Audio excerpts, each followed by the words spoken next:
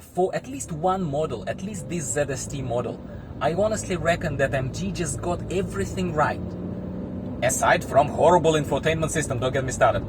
Hello everyone, welcome back to the channel. I'm Dimitri and this is MG Owners Australia. And today we are back again in my ZST, my wife's car, our ZST, MG ZST, a lovely top-of-the-range Essence model. And we're going to go for a drive. Yes, it's getting darker right now, so I thought, why not have something different today for you, my friends, and give you an experience of how the car is to drive, to feel how you are as a driver in the car when it gets darker. Give me a like, it goes a long way, it tells me that I'm doing something right, and also invites more people to our little friendly club here on YouTube, MG Owners Australia. If you're not subscribed just yet and like unpretentious friendly narrative from me, please give a like, please subscribe for more videos similar from me about LDV and MG vehicles.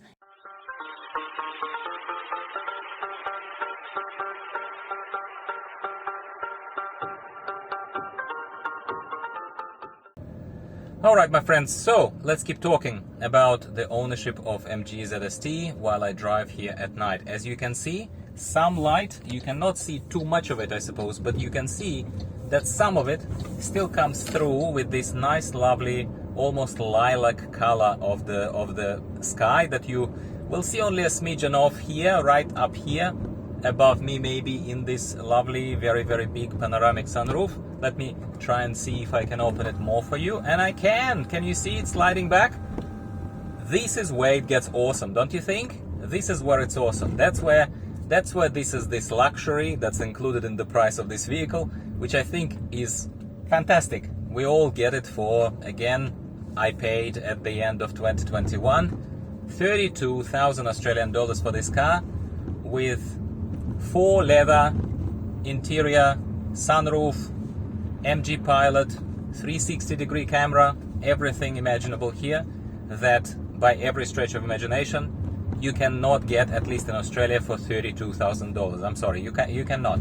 I drive a much larger 7-seater vehicle right now. I drive LDV D90, also known as MG Gloucester, and SAIC Maxus D90 in some other countries.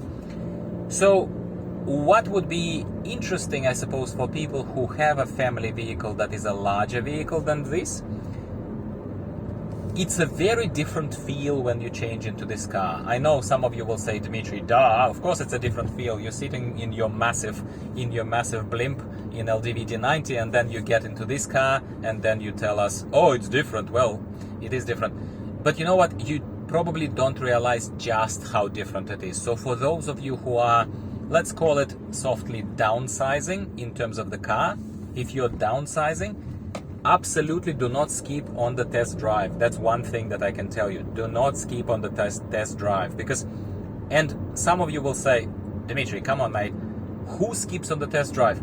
My parents-in-law have skipped on a test drive. I know people for a fact who skip on a test drive.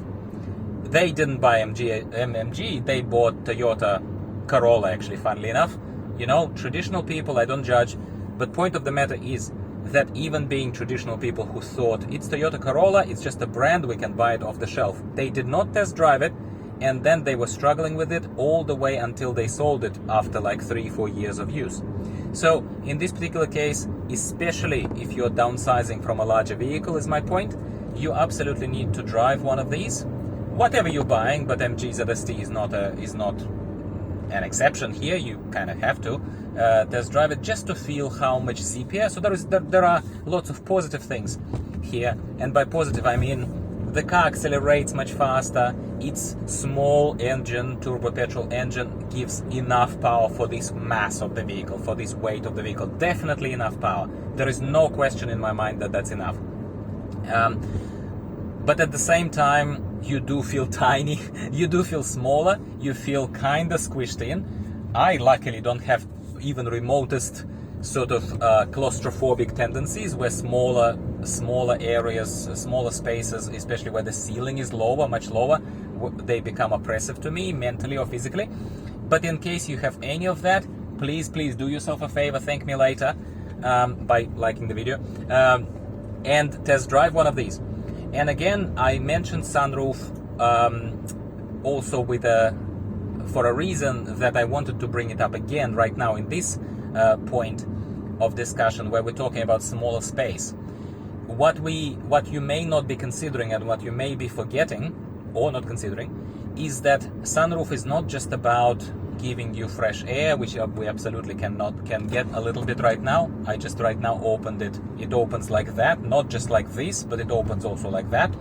But it also is about, and now I'll close it so that we don't get extra noise.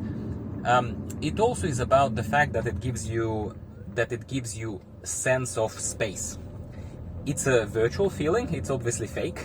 It's not real. The space is the space, right?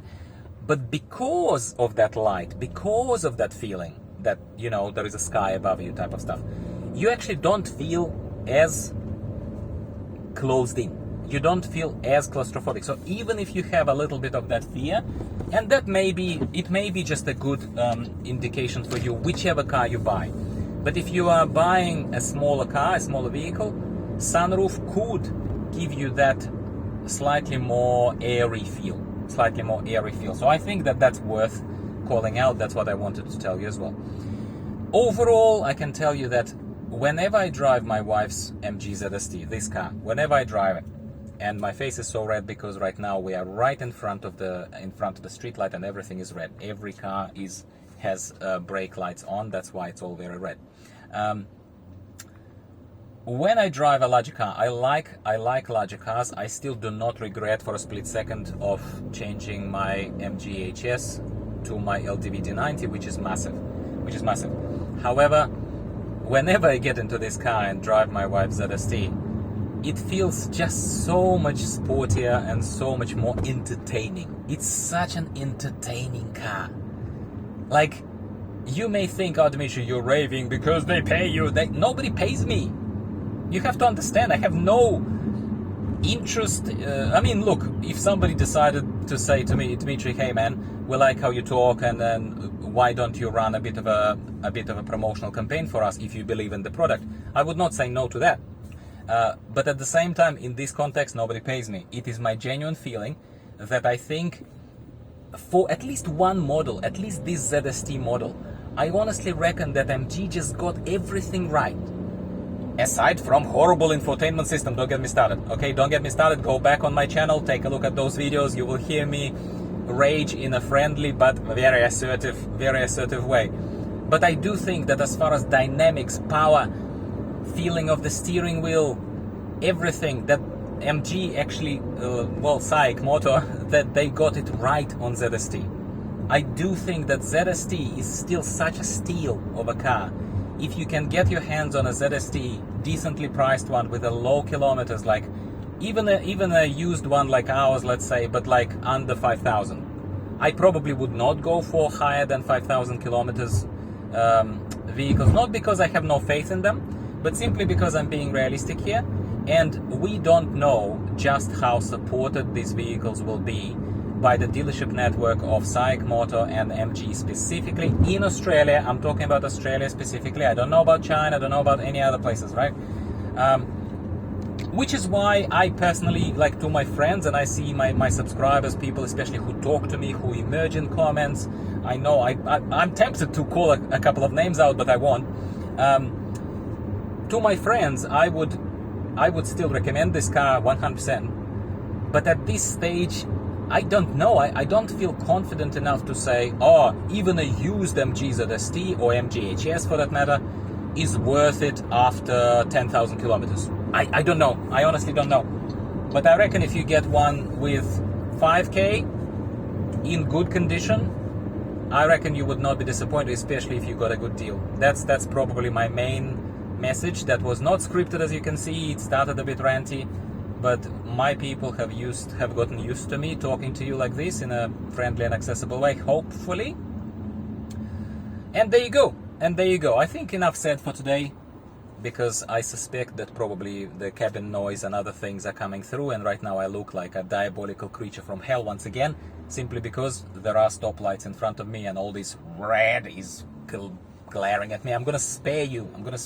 You're probably already turning away if you're watching this all the way to this video. Thank you very much, by the way, to anyone who watches these videos all the way through.